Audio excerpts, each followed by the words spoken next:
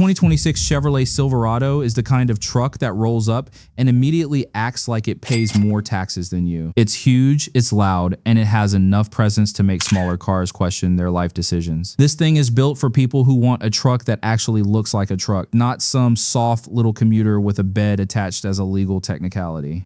The Silverado shows up looking ready to work, tow, haul, intimidate, and probably complain about fuel prices like it's being personally attacked. Some people love it because it's strong, practical, and doesn't act fake. Other people hate it because it's massive, expensive, and can turn a parking lot into a full contact sport if you're not paying attention. But that's exactly why this video works. We're taking one Silverado and blending it with 10 totally different vehicles, and by the end, this truck is going to look like it got redesigned by a room full of completely unhinged car guys. We're starting with the real truck first, because the weirder the blends get later, the funnier the whole thing becomes. So let's get into the Silverado before we turn it into a rolling identity crisis. The Silverado works because it understands its job. It can tow, haul, and take abuse without crying about it. It doesn't try to be some trendy little crossover with fake rugged trim and a name that sounds like a fitness app. This is a real truck for people who need a real truck.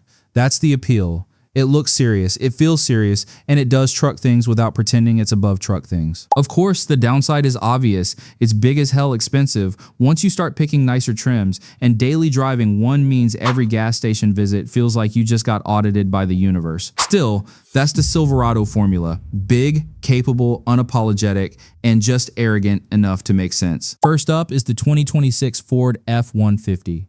The F-150 is the Silverado's biggest rival and the truck equivalent of two guys arguing over who's more old school while both are sitting in heated seats with Bluetooth audio. Ford has turned this thing into a giant spec sheet with a steering wheel. People like the F-150 because it does everything, offers a stupid number of trims, and somehow manages to be the default answer for half the truck buying population. It's the safe pick, the practical pick, and the my neighbor has one, so I guess I need one pick. Blending that into the Silverado gives you a truck with maximum main character energy.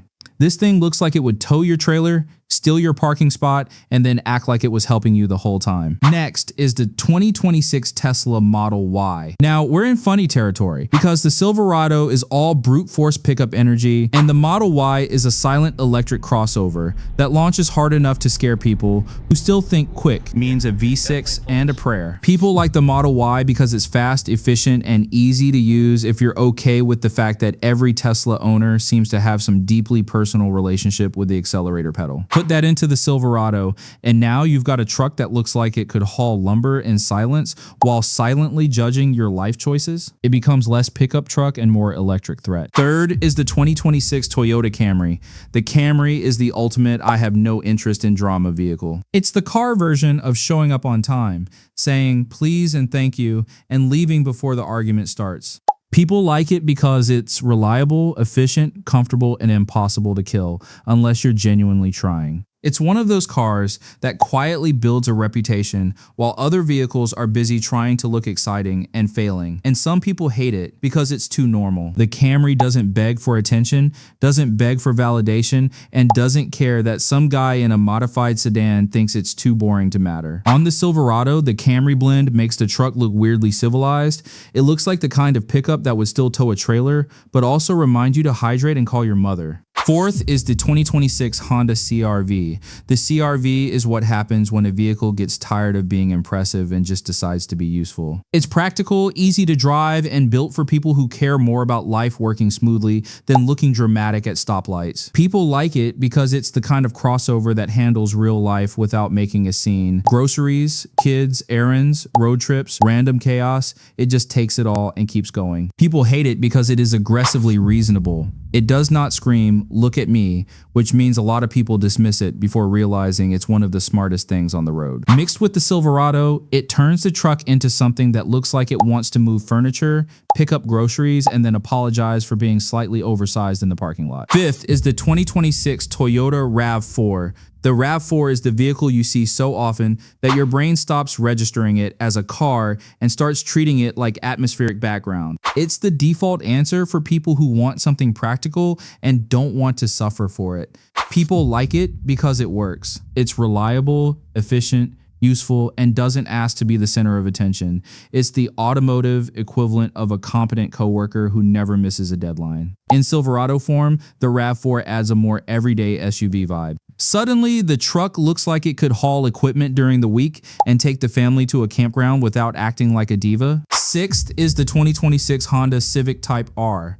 Now, we're talking the Civic Type R is what happens when Honda gets bored of being sensible and decides to build a front-wheel drive missile for people who like cornering harder than they like common sense. People love it because it's quick, sharp, practical, and has enough personality to make regular traffic feel like an insult. It's one of those cars that can do the grocery run and then immediately embarrass somebody who brought a much more expensive machine to the same road, blended into the Silverado. It makes the truck look meaner, lower, and way more likely to launch off the line.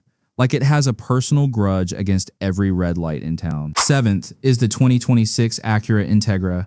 The Integra is the polished, slightly smug version of compact sportiness. It wants to be cool without looking desperate, which is honestly a pretty rare skill in the car world. People like it because it has premium touches, good daily usability, and enough driving flavor to keep things interesting. It feels like a car for someone who wants a little sophistication with their fun. Mixed with the Silverado, it gives the truck a cleaner, more upscale look. It becomes the pickup equivalent of someone wearing a blazer with boots and somehow making it work. Eighth is the 2026 Mazda 3.